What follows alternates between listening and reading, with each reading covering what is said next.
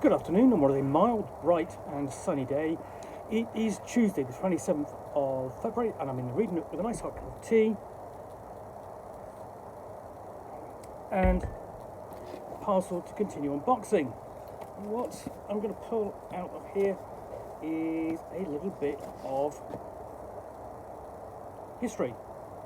This is a programme book for a convention, and typically when you go to a large enough convention, they will actually create a program booklet for it. Basically, it's as a way to tell you who's involved, what's going to happen during the convention, and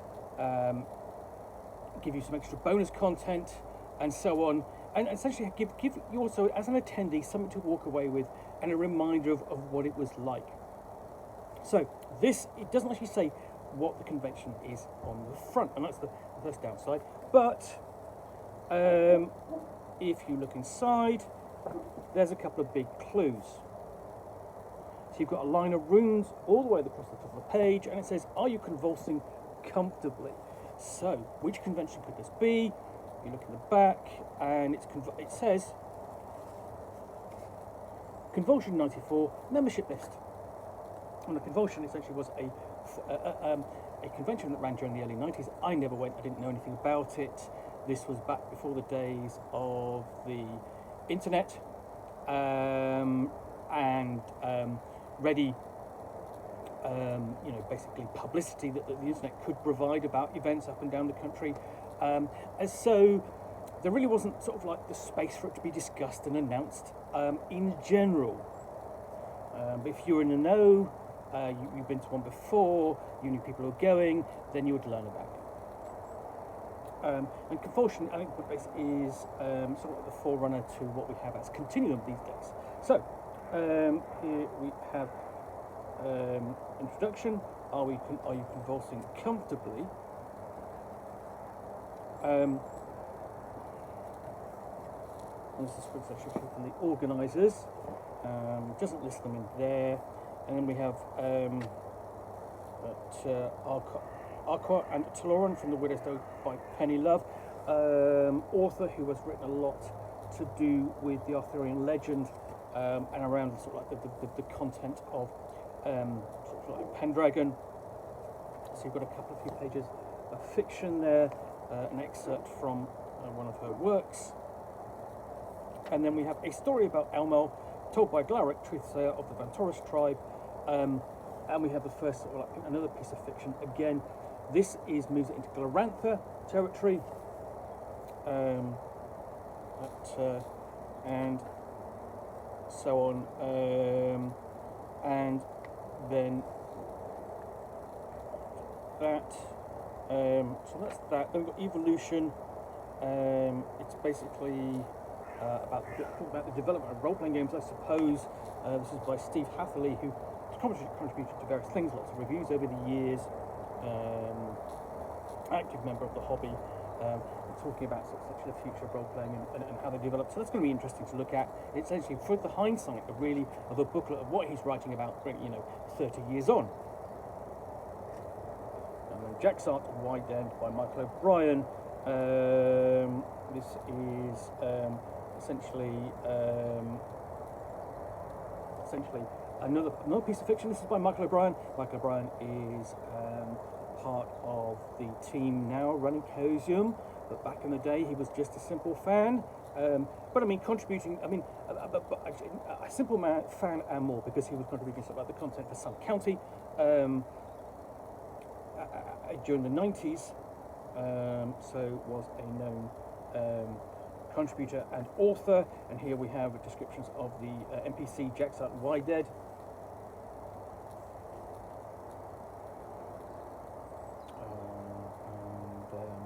His uncle Suits Wide Dead, essentially he's a loon, and basically this is a lunar character. And here we've got a bibliography of the character as well. I mean, think of this sort of like as sort of like not exact. The lunar equivalent in fiction terms of, say, Griselda. Now we get a discussion of the Cold Sun, reconciling Sun County and the King of Sartar. King of Sartar essentially collection of mythologies and lore about the King of Sartar and its future, and this is talking about the differences essentially between the setting of some county and that work. It's by Stephen Martin. So that's quite lengthy. So even then, you know, this then really is not so much a program book in the traditional convention sense, but more a collection of lore and mythos for primarily RuneQuest at this point. So here we have Ask Dr. Stupid by Andrew Rollstone, best known for designing, co-designing Once Upon a Time, the storytelling card game.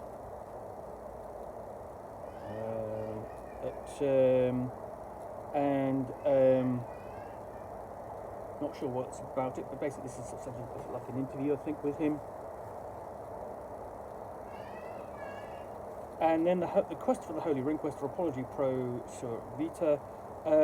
This is by one of the authors and contributors to RuneQuest over the years, Ken Ralston.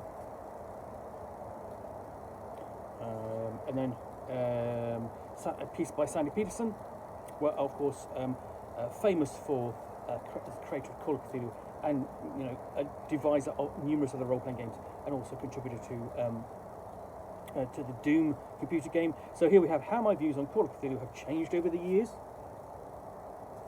That's going to be interesting to read. I mean, again, probably changed since in the 30-odd years since.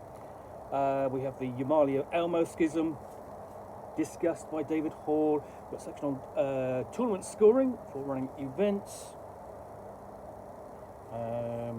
And then the birth of Elmo, or Why I Screwed Up Your Grantha by Greg Stafford.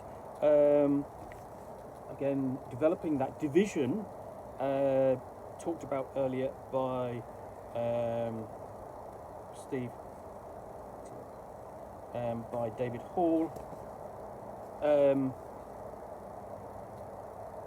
But here by the creator of Grantha, Greg Stafford.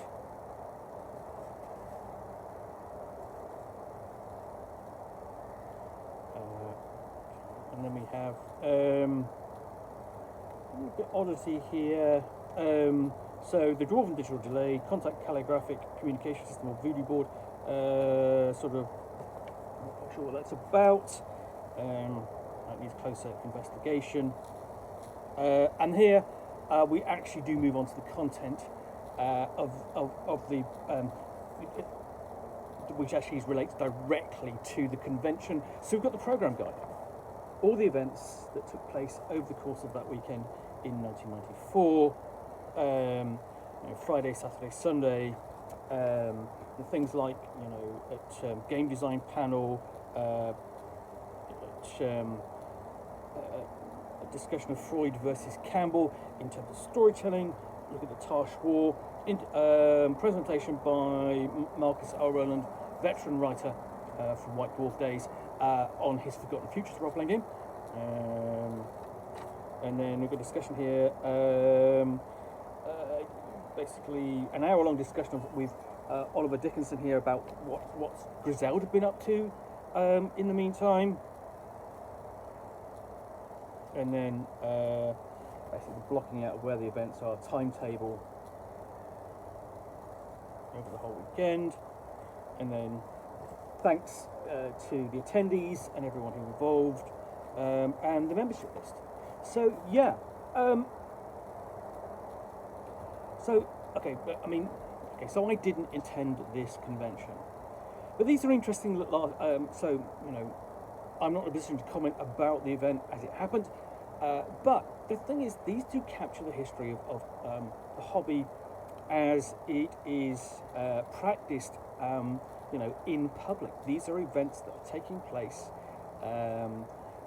where, aspects of the things we like in our hobby are being discussed, elements of the games and their settings are being discussed and so on, and where we can go and be fans, we can go and play, and we can meet the creators, and they can interact. I think that's what a good convention is all about. And this little book, we've got Beaumains, we've got an advert for the Arthurian fanzine on the back, Beaumains, but this captures a little bit of that history. Just 30 odd years ago.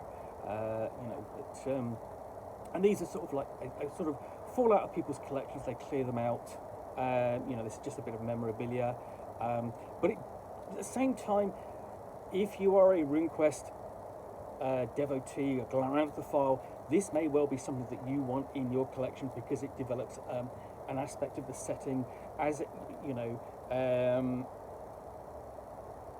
was seen 30 odd years ago.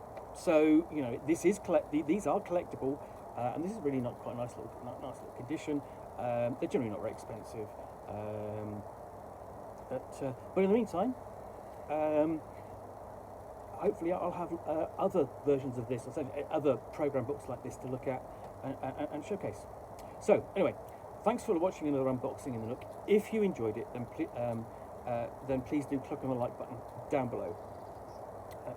If you've got any comments or feedback, I do appreciate you taking the time to post those. And lastly, if you want to be alerted to get more unboxings in the Nook, where you will see me out here with a package containing a book or game, or in this case a convention program that I will unbox and chat about to the best extent of my knowledge for roughly 10 minutes or so, all of course accompanied by a nice hot cup of tea, then please do click on the subscribe button down below. Thanks again for watching another unboxing in the Nook. I'll be back again soon with another one. Bye for now.